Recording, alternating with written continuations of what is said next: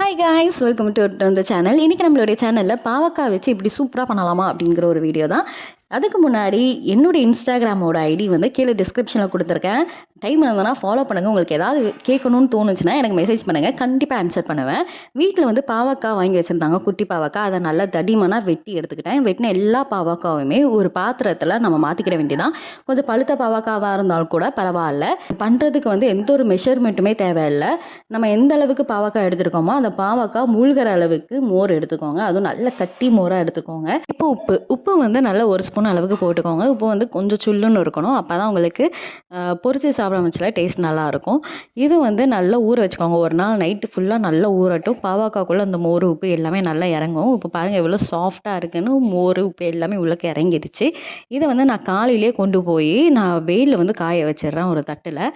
இது வந்து ஒரு காலையில் நான் காய வச்சுருப்பேன். நைட்டு பார்த்தா ஓரளவுக்கு நல்லா காஞ்சிருந்தது. அதை அப்படியே எடுத்துகிட்டு வந்து மறுபடியும் நம்ம எந்த மோரில் ஊற வச்சோமோ அதே மோரில் போட்டுட்டு நல்லா குலுக்கி எல்லா சைடுமே அந்த பாவக்காய் எல்லாமே மோருக்குள்ளே மூழ்கணும். மூழ்கிற அளவுக்கு நல்லா குலுக்கிட்டு நைட்டு வச்சுருங்க. இப்போது 2வது நாள் வந்து நல்லா ஊறிடும். ஊறினதுக்கப்புறம் அதை அப்படியே எடுத்துகிட்டு வந்து மறுபடியும் வெயிலில் வச்சுங்க. இதுக்கப்புறம் நம்ம மோரில் போட வேண்டாம். போட்டால் உடஞ்சி தூள் தூளாக கூலாக போயிடும்.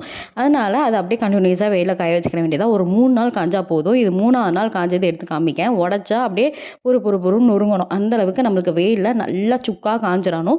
இப்போவும் நல்லா சுக்காக காஞ்சிருச்சு. இப்போ பாருங்கள் எவ்வளோ சூப்பராக காஞ்சிருக்கேன்னு. இனிமேல் இதை வந்து பொரிச்சிட வேண்டியதான். நான் ஒரு கடாயில் கொஞ்சோண்டு எண்ணெயை ஆட் பண்ணிவிட்டு நல்லா எண்ணெயை காய வச்சதுக்கப்புறம் இந்த வடகத்தை அப்படியே கொண்டுட்டு போய் பொரிச்சாச்சு.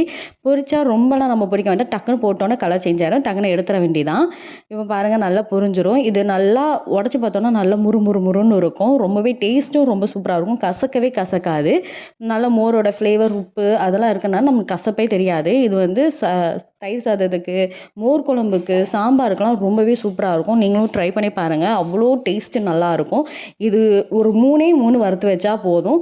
ஒரு தட்டு சாம்பாரை வந்து ஒரு தட்டு சோறு சாம்பாரை வந்து நம்ம அசால்ட்டாக சாப்பிட்டு முடிச்சிடலாம். அந்தளவுக்கு சூப்பராக இருக்கும். நான் இது கூடயே மோர் வத்தலும் நான் போட்டு வச்சுருந்தேன். அதோட வீடியோ நெக்ஸ்ட் நான் போஸ்ட் பண்ணுறேன். இது எல்லாத்தையுமே நான் ஒரு பாக்ஸில் போட்டு வச்சிடுறேன்.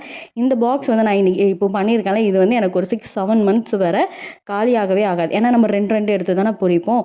நல்லாயிருக்கும். சாதத்துக்குலாம் வச்சு சாப்பிட்றதுல அவ்வளோ சூப்பராக இருக்கும். நீங்களும் ட்ரை பண்ணி பாருங்கள். வயலில் சுவை நாட்டியமாடும். உங்களுக்கு இந்த வீடியோ ரொம்ப பிரோஜனமாக இருக்கும்னு நினைக்கிறேன். பிரோஜனமாக இருந்ததுன்னா லைக் பண்ணிடுங்க. தேங்க்யூ.